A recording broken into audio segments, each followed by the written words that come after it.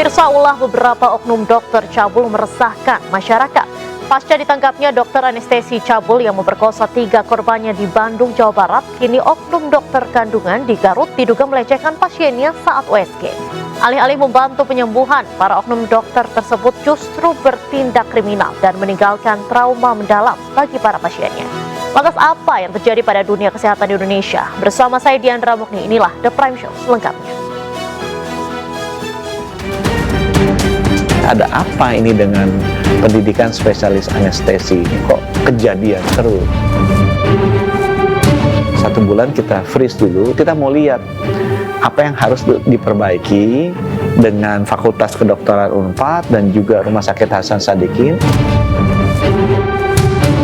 Tentu kami akan segera melakukan tindak lanjut dalam bentuk pembentukan studi, pemutusan studi bagi yang bersangkutan, karena yang bersangkutan sudah terindikasi dan terbukti walaupun belum menyerang oleh pengadilan sudah melakukan tindak pidana. Dokter ada komite etiknya, ya berhentikan saja, cabut izin dokter. Bila perlu perguruan tingginya yang meluluskan dokter itu mencabut gelar dokter. 1 kali 24 jam ini dokter nggak ketangkep, saya minta Kapolri Polres Garut ganti.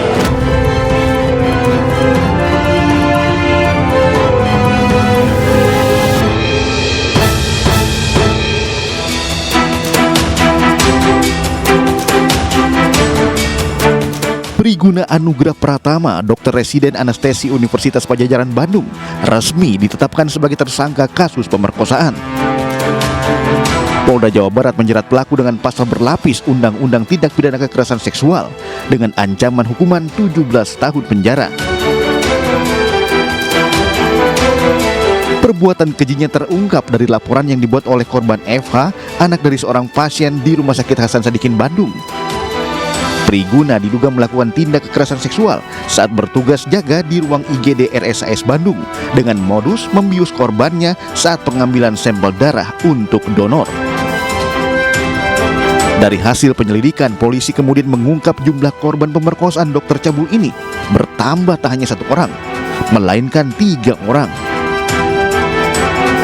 Selain anak pasien, pelaku juga diduga mencabuli 2 pasien Rumah Sakit Hasan Sadikin dengan modus yang sama. Dua-duanya kebetulan pasien. Ya, pasien itu di peristiwa yang berbeda dan juga korban berbeda, waktu yang berbeda. Itu beda waktu dan beda beda orangnya. Tapi pelaku sama itu. Untuk kronologinya masih akan dilakukan. Nanti kalau pendalaman terhadap para korban, nanti kalau sudah kita mendapatkan keterangan korban, nanti kita beritahukan ke rekan-rekan. Sejauh ini penyidik kepolisian telah melakukan pemeriksaan terhadap 13 saksi guna pengembangan kasus pemerkosaan ini dan melakukan olah TKP lanjutan untuk mengumpulkan barang bukti dan sampel swab dari tempat kejadian perkara di ruang perawatan pasien. Pemirsa, polisi telah mengamankan oknum dokter kandungan yang melecehkan pasien di sebuah klinik di Garut. Namun dokter tersebut masih dalam pemeriksaan dan statusnya akan ditentukan lebih lanjut.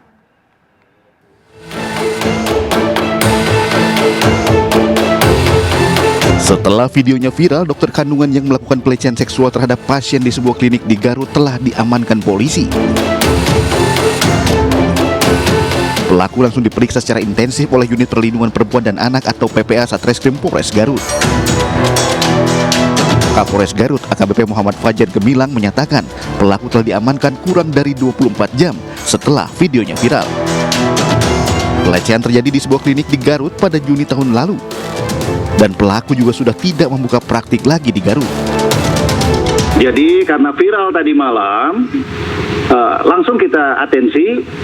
Polisi membentuk tim khusus baik dari Polres Garut bersama dengan Polda Jawa Barat langsung menindaklanjut dan alhamdulillah tadi siang sudah kita amankan yang bersangkutan. Demikian kita mendatangi klinik di sekitar Garut, ada klinik Karyasa. Didapat informasi memang itu diduga terjadi sekitar bulan Juni 2024, jadi sekitar sudah 10 bulan yang lalu di lokasi.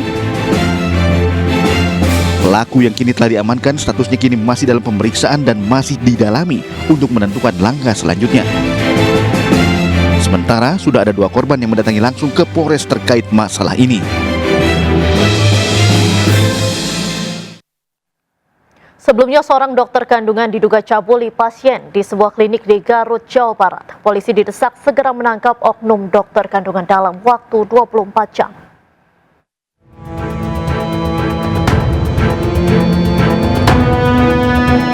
Video dugaan pencabulan yang dilakukan oknum dokter kandungan terhadap pasiennya beredar viral di Garut. Aksi dugaan pencabulan terekam dari kamera CCTV ruangan. Wakil Ketua Komisi 3 DPR RI Ahmad Sahroni memberikan ultimatum kepada Polres Garut agar menangkap pelaku dalam waktu 1 kali 24 jam. Jika tidak, maka atensi pemecatan akan langsung dilaporkan kepada Kapolri. Polisi Garut merespon ini secara cepat. Nggak usah lagi penyelidikan, ngapain wong di depan mata kelihatan kok. Harusnya segera. Bagaimana caranya? Itu yang tahu Polres Garut. Sisi penegakan aturan hukumnya Polres Garut yang tahu. Mestinya sih sama, nggak perlu lagi penyelidikan lah, ini jelas di depan mata kok. Nggak perlu Komisi 3 untuk mengawal. Nggak perlu, ini depan mata nggak perlu. Tapi kalau dia lambat, 1 kali 24 jam ini dokter nggak ketangkep, saya minta Kapolri Polres Garut ganti. Sementara Dinas Kesehatan Garut tengah selidiki apakah video yang viral adalah kasus baru atau lama. Karena tahun lalu seorang dokter bernama Dr. Syafril yang berdinas di rumah sakit pemerintah dilaporkan terkait kasus pencabulan. Namun sejak 2024 akhir, kontraknya telah dihentikan dan tidak lagi bekerja di pemerintah. Sempat lapor, beliaunya aktif lapor atau kitanya yang dapat laporan terus manggil gitu ya. Nah, itu yang mungkin yang harus saya pastikan lagi ya. Karena itu kasus sebetulnya sudah rada cukup lama ya. Ya maksudnya itu di 2024.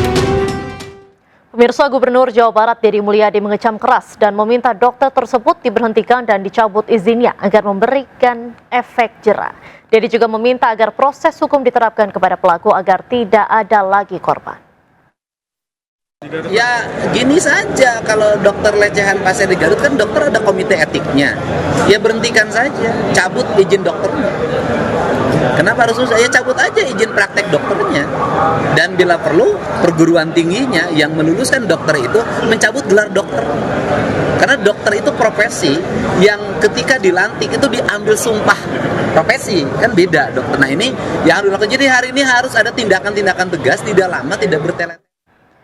Dan pemirsa, untuk membahas soal ini lebih lanjut kita sudah bergabung bersama sejumlah narasumber. Di studio kami sudah ada Bapak Reza Indragiri, seorang psikolog forensik, kemudian juga ada Dr. Nazar, anggota pengurus PPID, Bapak Edi Wuryanto, anggota Komisi 9 DPR RI, kemudian terhubung bersama kami melalui sambungan Zoom ada Dr. Andi Khomeni Takdir Haruni selaku Chairman Junior Doctors Network Indonesia, dan juga Mia Rusdi, kuasa hukum korban FH. Selamat malam Bapak-Bapak dan Ibu Mia. Assalamualaikum.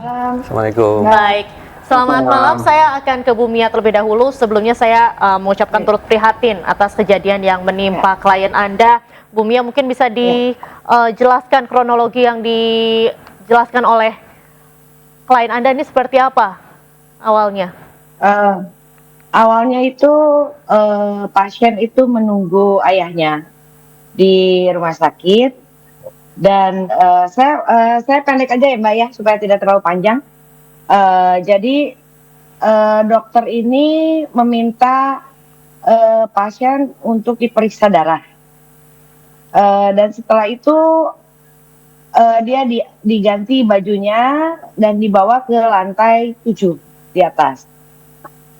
Di sana dia dicoba untuk dimasukkan jarum, jadi seperti ngambil darah begitu, tapi disuntikan gitu sampai 15 kali karena memang mungkin dia juga agak-agak takut ya, 15 kali tusuk, akhirnya dia merasa tidak sadarkan diri.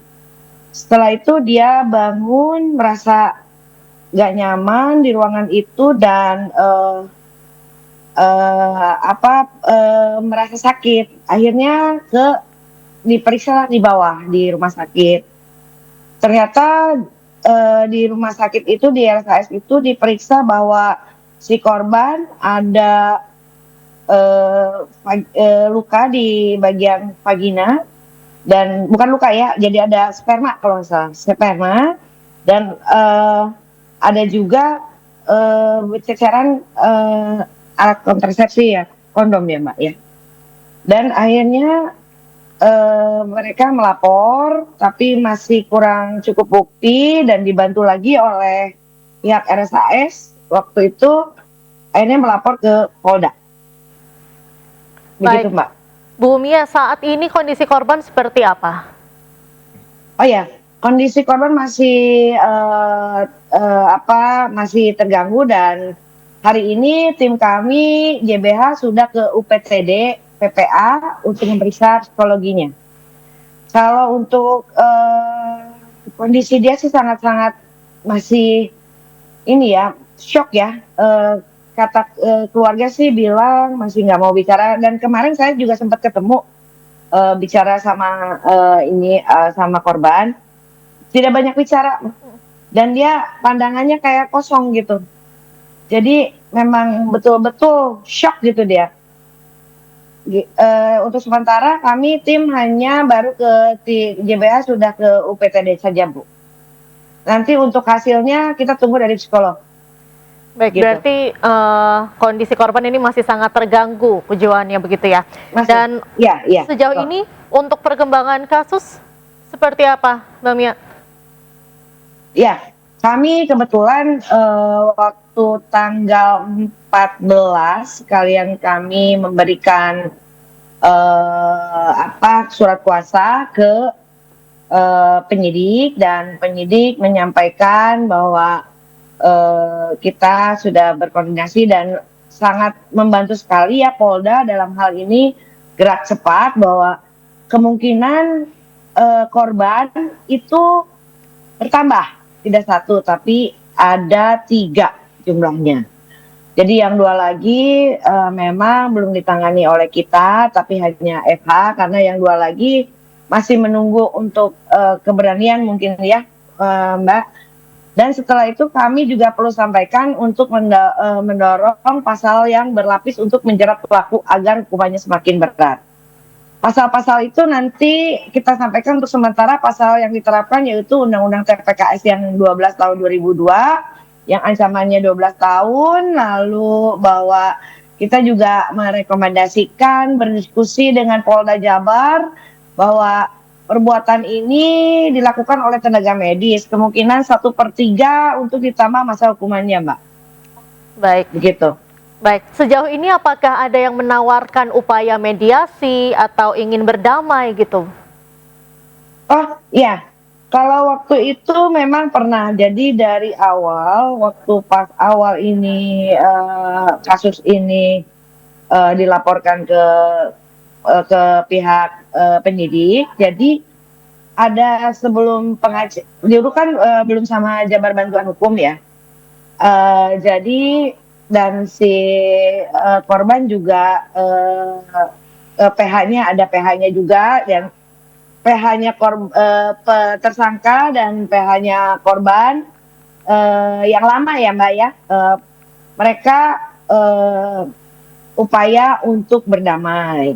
Tapi setelah itu korban masih bingung dan akhirnya korban menolak. Baik. Akhirnya ke kuasa hukum yang baru yang yang tersangka, dan kami juga korban menghubungi JBH, dan kami tetap tidak ada bahwa harus ada perdamaian, Mbak, bukan apa-apa. Begini, ini kan dalam Undang-Undang TPKS 23 ini kan kejahatan yang seksual. Kejahatan seksual itu tidak ada yang namanya restorasi justice. Jadi tidak ada bahwa tetap apapun yang terjadi, ada perdamaian atau tidak, tetap hukum itu tetap dijalankan gitu. Baik. Jadi tidak ada itu untuk perdamaian gitu, Mbak. Baik. Saya akan menuju ke Dr. Nazar. Bagaimana sih pandangan IDI soal hal ini? Tapi kita tahan dulu. The Prime Show masih akan kembali usai jeda, tetaplah bersama kami.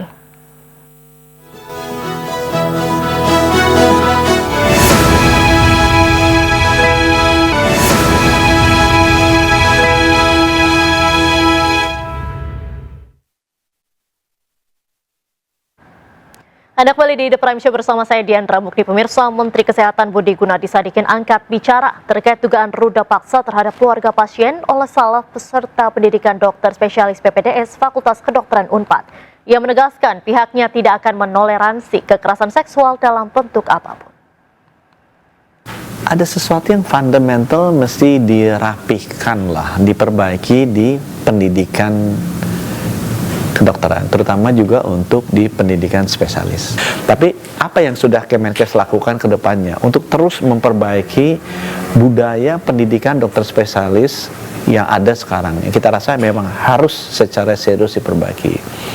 Nah, pendidikan itu kan harus ada sistem, tapi harus aja juga mekanisme reward and punishment supaya ada efek jerahnya. Jadi sudah kita lakukan, pertama kita mereview dulu, kita freeze dulu ini anestesi, karena kejadian di Semarang juga anestesi itu yang sampai bunuh diri kan. Jadi ada apa ini dengan pendidikan spesialis anestesi ini, kok kejadian terus? Jadi kita review dulu 1 bulan, kita freeze dulu, kita mau lihat apa yang harus diperbaiki dengan Fakultas Kedokteran Unpad dan juga Rumah Sakit Hasan Sadikin agar kedepannya sistemnya berjalan dengan baik dan benar, sehingga nggak terjadi lagi kayak gini, karena masyarakat akan sangat dirugikan. Jadi kita akan freeze dulu ini 1 bulan sambil kita melihat kita mau memperbaiki apa. Yang kedua, emang ini harus ada efek jerah. Jadi sama seperti yang sampai bunuh diri di Universitas Diponegoro di Semarang, ini juga harus ada efek jerah bagi pelakunya. Kita mencabut STR, surat tanda registrasi, dan juga SIP-nya. Jadi yang bersangkutan tidak bisa praktek lagi. Karena itu kan sekarang STR dan SIP ada di Kementerian Kesehatan. Kalau ini dibiarkan, diakomodasi, kemudian ya udahlah nanti bisa balik, itu kenyataannya tidak, orang nanti akan permisif. Jadi akan membiarkan. Jadi kita harus tegas di sini. Itu tegas akan kita langsung kita cabut. Nah, yang ketiga, ya, sekarang saya minta, ini kan masalah kejiwaan. Ya. Yang tidak tertangani, tidak teridentifikasi, jadi menyengsarakan masyarakat. Kalau yang kejadian di Universitas Diponegoro kemarin, anestesi juga itu kena ke dia, tidak ke orang lain. Ini kan ke orang lain. Oleh karena itu saya mewajibkan untuk semua rumah sakit Kemenkes yang menjadi rumah sakit pendidikan, pada saat masuk harus dipastikan tes kejiwaan, tes mentalnya dilakukan di tempat, sehingga mereka tidak bisa chat GPT tanya teman-temannya curang. Harus dilakukan di tempat supaya bisa kita lihat desain yang benar. Dan saya minta selain di awal, setiap 6 bulan untuk PPDS harus dilakukan. Karena kalau enggak nanti ada tekanan-tekanan ke mereka yang mungkin berat, mereka nggak bisa omong, karena kalau omong nanti dibully, di sosial media dibilang cengeng, dibilang generasi stroberi, padahal mentalnya sudah rusak. Nah, akibatnya jadi kayak begini. Nah, itu yang sudah kita lakukan 3 hal tersebut. Pemirsa, kita lanjutkan perbincangan kita hari ini. Saya akan ke Dr. Nazaruddin. Dr. Nazar, kalau misalnya kita lihat bagaimana nih tanggapan Anda soal kasus pelecehan seksual yang dilakukan oleh dokter ini? Baik, bismillahirrahmanirrahim. Terima kasih atas pertanyaan. Ini bukan tanggapan saya barangkali yang Anda maksud. Adalah tanggapan ID sebagai organisasi kami, sebagai rumah besar kami yang mengayomi, membina, dan juga melakukan punishment. Saya ulang, melakukan punishment terhadap anggota kami adalah rumah besar ID. Tidak bahasa klise kalau saya mengatakan bahwa ini musibah yang sudah sulit mencari kata-kata yang paling, dalam istilah kami, yang paling asfala safilin tuh, yang paling rendah untuk mengatakan itu. Namun untuk jawaban yang pertama ini, ID seperti yang ditentukan dalam aturan perundang-undangan, kami melihat ini selain oknumnya itu dokter di institusi pendidikan, tetapi ini adalah suatu bentuk tindak kriminal yang dipertanggungjawabkan secara pribadi. Barangkali karena begitu besarnya, Pak Arianto, besarnya perhatian, besarnya kebutuhan, dan besarnya peran, bukannya perhatian, bukan hanya saya kebutuhan, tapi peran dari korps dokter ini terhadap masyarakat, sehingganya tiga-tiganya itu conjugate menjadi demikian bermaknanya untuk sebuah berita, bukan untuk sebuah berita, untuk berbagai berita. Dan konon itu juga bisa dikaitkan dengan berbagai hal. Ini bukan bentuk narasi pembelaan, sama sekali tidak. Tapi supaya informasi ini berimbang, yang masuk dan yang keluar dari hasil pembicaraan di level manapun, supaya sama, harusnya saya membukanya dengan seperti itu. Saya berterima kasih kepada iNews, ya, bahwa kesempatan yang cukup luas ini dengan narasumber kami bertiga ini barangkali bisa memaknai kami sangat membutuhkan informasi yang berimbang tanpa yang masuk untuk berlebih. Disitulah ke dalamnya keprihatinan kami, dan ini kami anggap sebuah musibah buat yang bersangkutan, apalagi buat korban, dan musibah buat organisasi kami dan organisasi sejenis, Pak. Bukan hanya kami saja, organisasi sejenis satu saat akan terdampak. Pak Reza, Anda melihat kasus ini seperti apa? Ini kan Anda pernah bilang bahwa ini adalah fenomena gunung es, begitu. Sebetulnya banyak tapi baru terungkap nih satu persatu. Menurut Anda seperti apa? Secara umum saya menilai bahwa proses penanganan kasus ini sudah baik. Ada nilai plus, ada nilai, dengan segala hormat, nilai minus yang diperagakan oleh Polda Jabar. Plusnya di mana?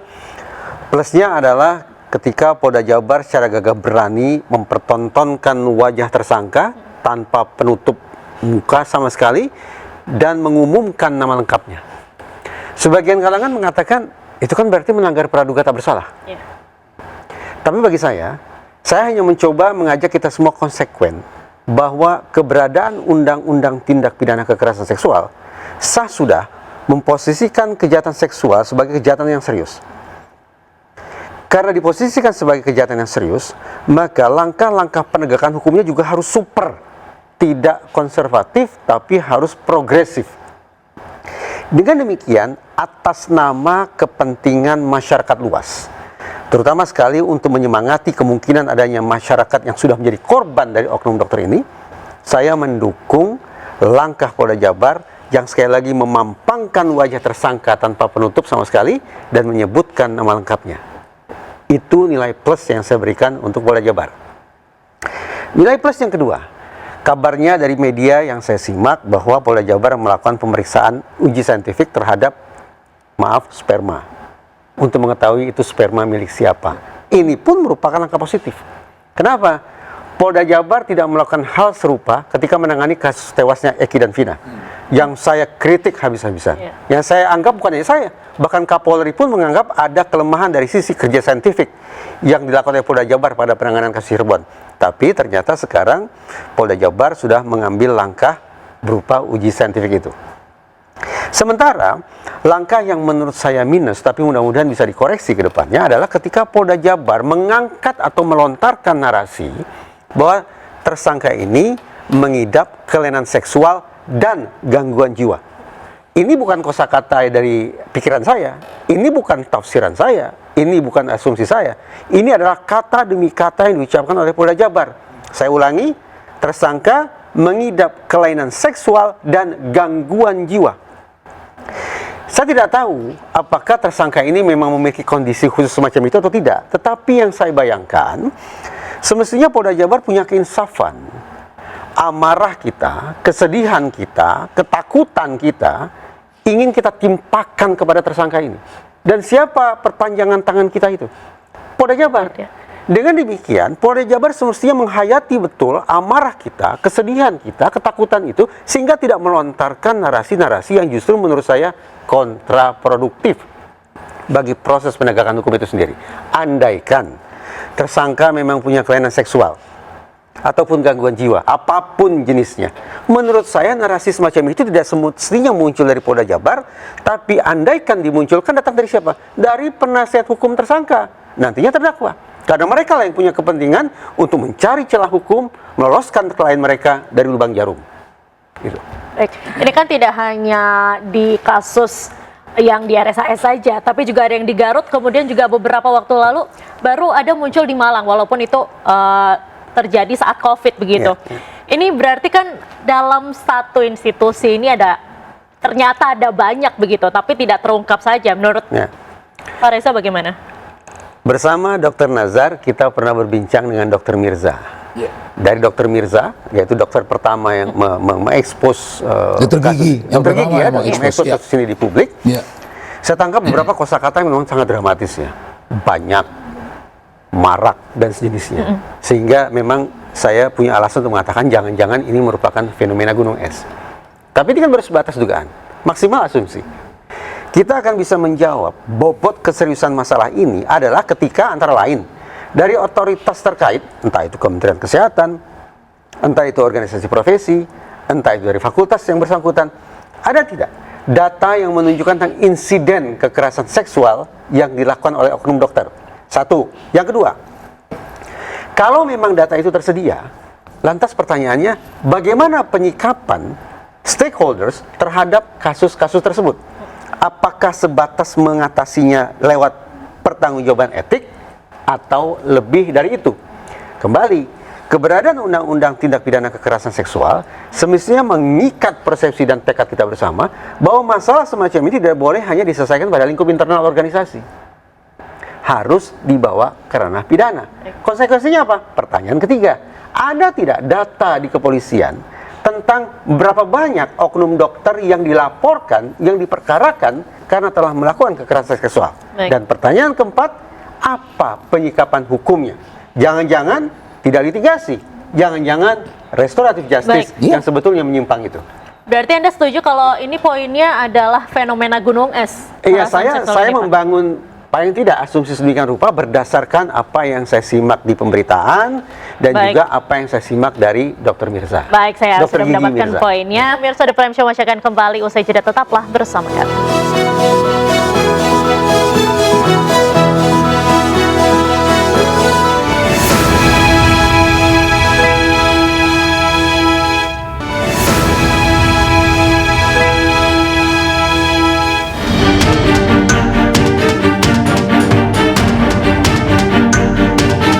Pasca viral di media sosial, video yang memperlihatkan oknum dokter kandungan yang melakukan pelecehan terhadap seorang pasien, jajaran kepolisian Resort Garut yang dipimpin Kapolres Garut mendatangi klinik tempat kejadian.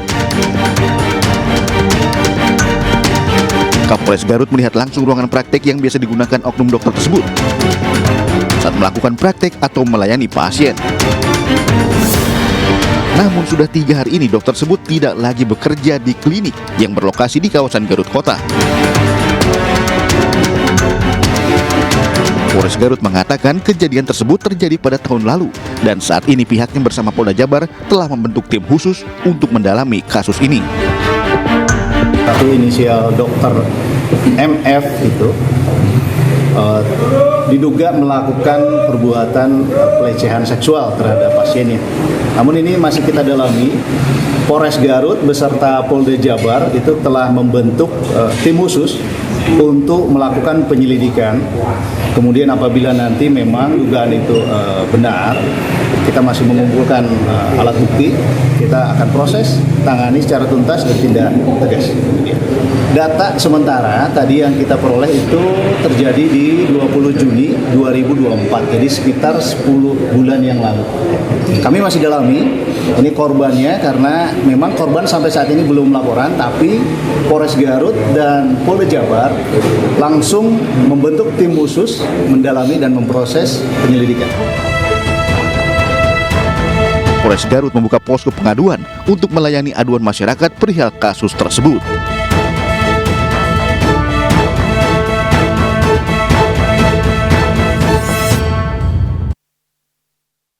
Pemirsa, kita akan lanjutkan perbincangan hari ini. Saya akan menuju ke Pak Edi Puryanto. Pak Edi, bagaimana nih pemerintah menyikapi hal ini? Adanya kasus kekerasan seksual tapi dilakukan oleh kaum intelektual nih. Saya Komisi 9 di Parlemen melihat ini kasus besar ya, dari seluruh praktek dokter yang buruk. Ini paling buruk ini. Jadi wajar kalau itu mendapat perhatian yang besar dari publik, karena itu Komisi 9 sebetulnya di dalam regulasi undang-undang sudah mendesain bahwa profesi dokter itu profesi yang penuh dengan kemuliaan. Masyarakat sudah menyerahkan hidup matinya kepada dokter. Mestinya dokter itu menjawab dengan dua hal. Satu, namanya good moral responsibility, tanggung jawab moral yang bagus. Yang kedua, standar kompetensi yang tinggi. Nah, dua hal ini menjadi syarat mutlak bagi seorang dokter. Sehingga di dalam pembahasan undang-undang kemarin kami perkuat itu untuk mengawal dua hal ini, mulai dari isu pendidikan, mulai dari kolegium. Dulu kolegium di bawah ID, sekarang kita naikkan di bawah negara, agar standar pendidikan, proses pendidikan, uji kompetensi pendidikan dokter itu tambah bagus. Yang kedua, kami tambahkan majelis disiplin tenaga kesehatan. Itu dulu di bawah ID, sekarang kita naikkan di bawah negara. Jadi dua posisi kolegium dan majelis disiplin tenaga kesehatan itu sama-sama milik negara sekarang. Nah, dua hal ini kita harapkan bisa mengawal dua hal tadi, moralnya baik, kompetensinya baik. Tambah lagi kemudian pemerintah kita beri ruang yang cukup soal perizinan, belum lagi konsel soal STR.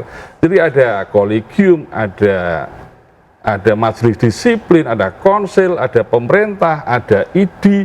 Ini semuanya kan dalam rangka membentuk dua hal ini. Tapi mengapa ini masih gagal? Artinya ada apa ini? Maka semalam Komisi 9 koordinasi dengan pemerintah Kemenkes untuk melihat sisi apa yang perlu kita perbaiki lagi. Mudah-mudahan kasus ini menjadi pemicu, semua tentu ada pembelajarannya. Tapi saya memberi apresiasi bahwa ini pelanggaran hukum. Pelanggaran hukum yang nangani adalah aparat penegak hukum, polisi, jaksa, dan hakim. Semua nggak bisa mengintervensi. Dan ini pasti ada pelanggaran disiplin. Itu wilayahnya majelis disiplin tenaga kesehatan. Kalau ini dilakukan, maka atau ada pelanggaran ini, maka STR dicabut, izin dicabut. Sebelum itu pasti ada pelanggaran etika. Maka moral yang baik, etika yang baik, disiplin yang baik itu dilakukan oleh semua dokter, pasti dia tidak akan melanggar hukum. Nah, ini hal-hal ini sebetulnya dalam undang-undang kesehatan kita yang baru kemarin disahkan itu sudah diatur sedemikian rupa dan Komisi 9 bekerja keras untuk itu. Tapi ya mudah-mudahan ini menjadi satu kasus yang lalu sinkronisasi di antara instrumen yang dimiliki oleh negara di dalam mengatur praktek dokter ini itu ke depan akan semakin baik. Itu yang dilakukan oleh Komisi 9. Baik. Pak Nazar, tadi kan juga disampaikan oleh Menkes bahwa pendidikan spesialis anestesi ini akan dibekukan terlebih dahulu. Kemudian juga banyak sekali yang harus dibenahi.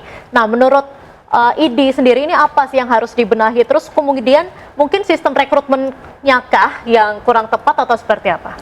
Begini,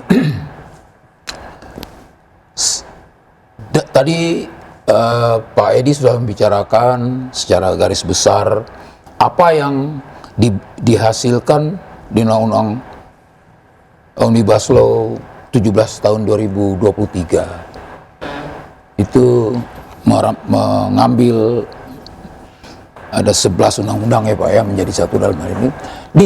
Di sini yang berkaitan dengan persoalan ini yang menjadi persoalan yang kami rasakan setelah undang-undang itu berjalan ya, itu justru ada porsi yang paling mendasar seperti dikatakan Pak Edi tadi, yaitu porsi etika profesi yang menjadi induk, yang menjadi core, menjadi payung baik untuk kompetensi, baik untuk disiplinnya, apalagi ke ranah hukum itu adalah etika.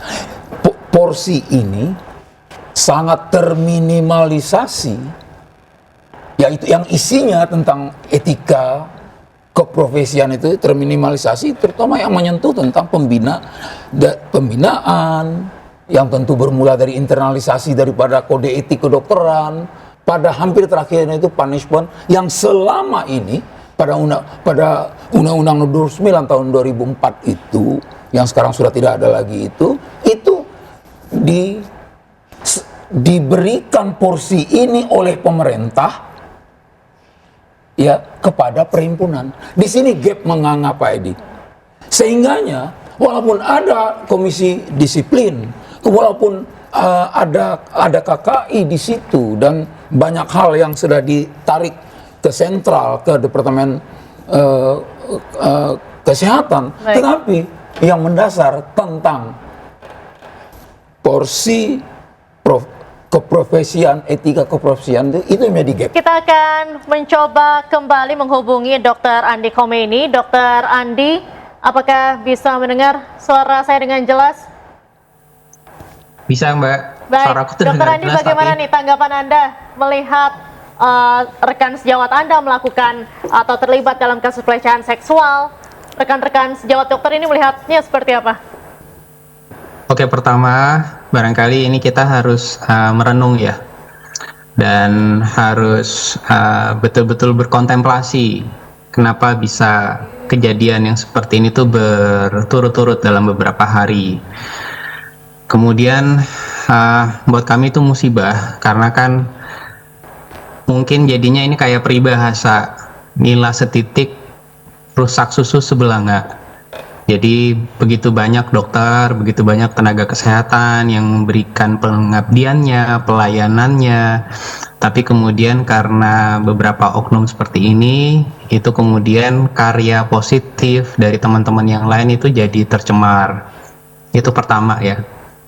Kemudian poin yang tidak kalah penting adalah kami juga harus betul-betul menyampaikan bahwa kami itu berempati kepada korban dan juga kepada keluarga dari korban yang sebenarnya sedang mencari pertolongan tetapi malah ya menjadi korban dari tindak kejahatan, tindak pidana.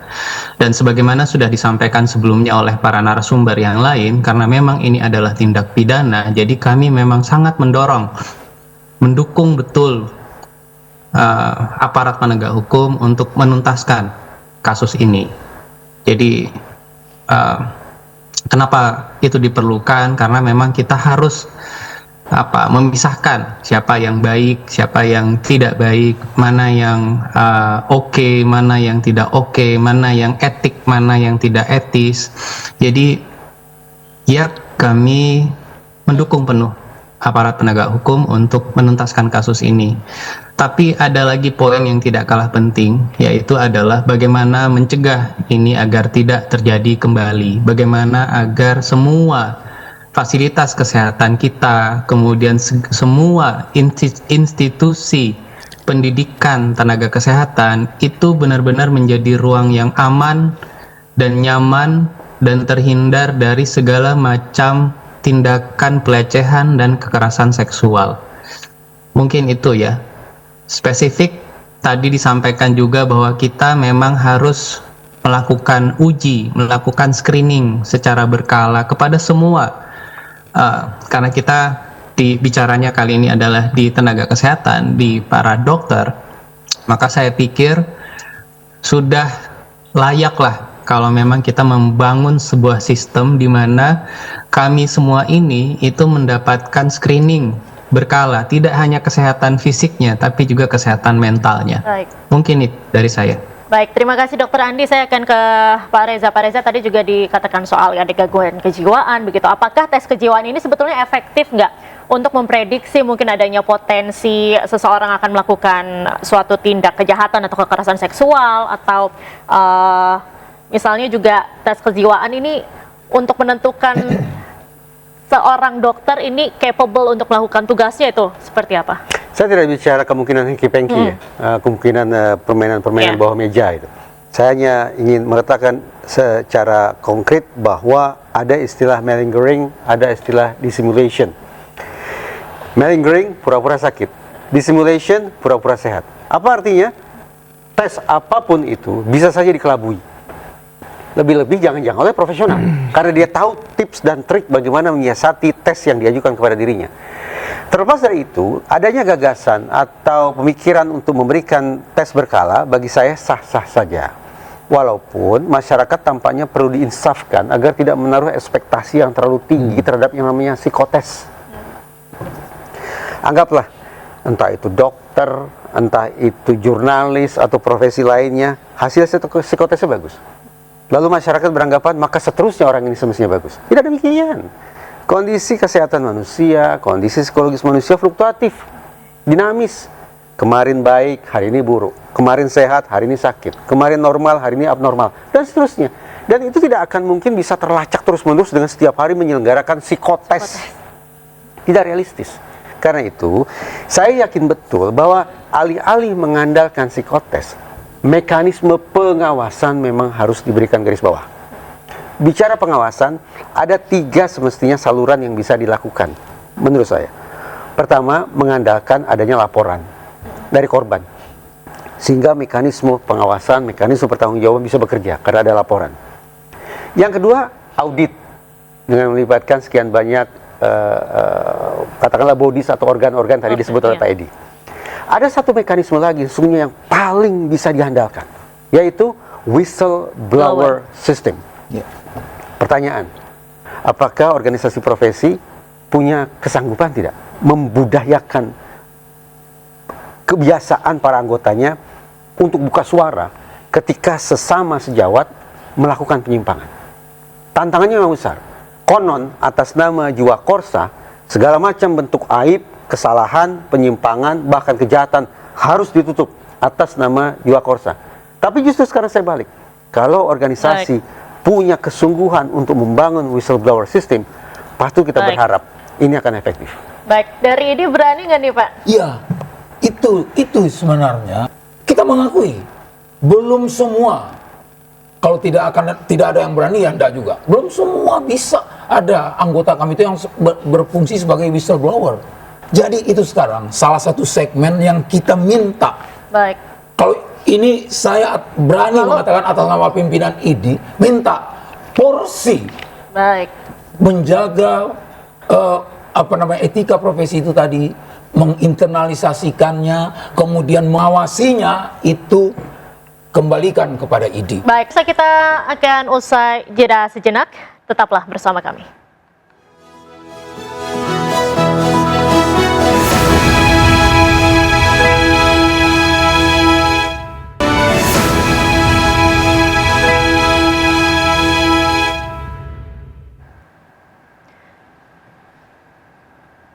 Anda kembali di The Prime Show, pemirsa. Kita lanjutkan perbincangan kita hari ini. Saya akan ke Pak Edi Wuryanto. Pak Edi Wuryanto tadi juga sempat disampaikan soal pengawasan dari DPR sendiri. Mungkin langkahnya seperti apa nih Pak nanti? Ya kan tadi saya setuju dengan Pak Reza tadi. Kata kunci sebenarnya pembinaan dan pengawasan. Mulai dari hulu sampai hilir. Kan proses untuk menjadi dokter yang baik dan ahli itu kan panjang.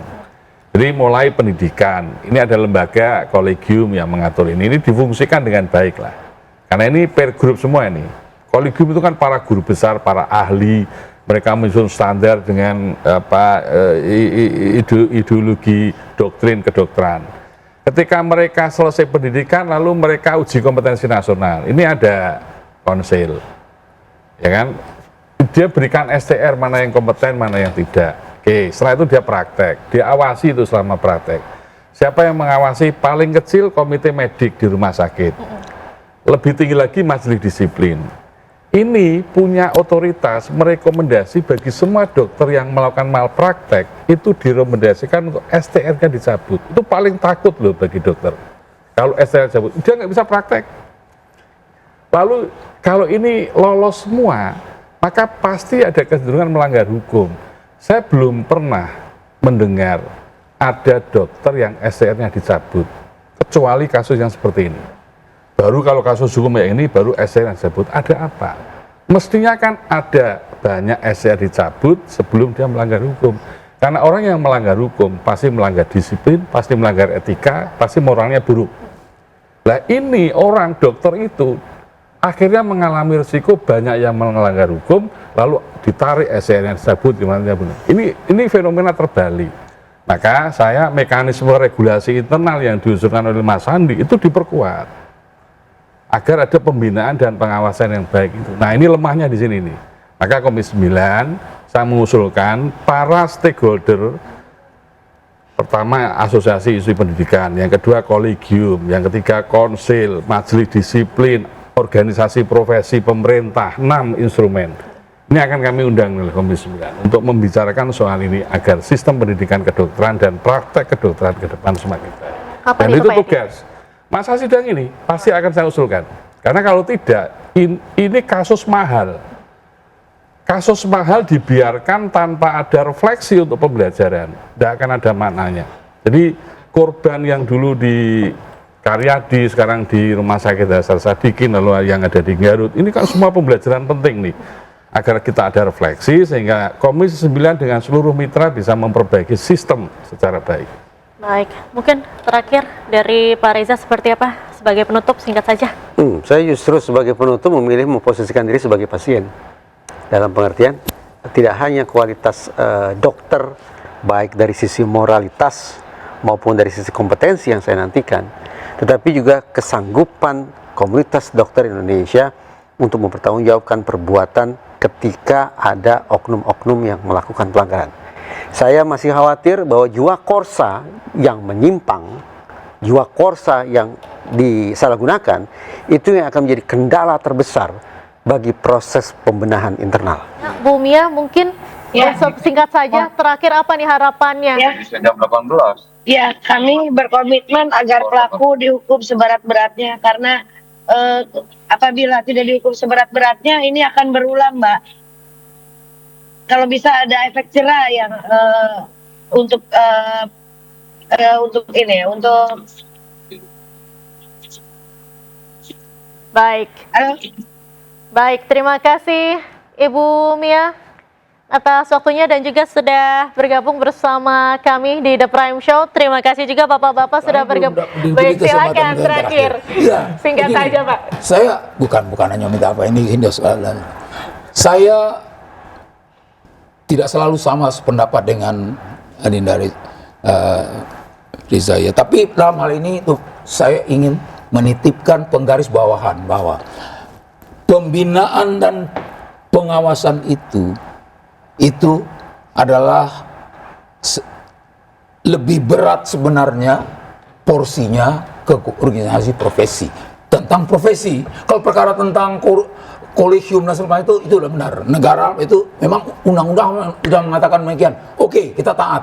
Tetapi porsi pembinaan sekaligus nanti pengawasan, dan kami sudah sangat sering, saya koreksi sedikit Pak Edi, sangat sering kalau Reza dikasih bicara lagi dia akan tahu bahwa banyak sudah punishment yang kami lakukan, tapi kami tidak announce ke masyarakat.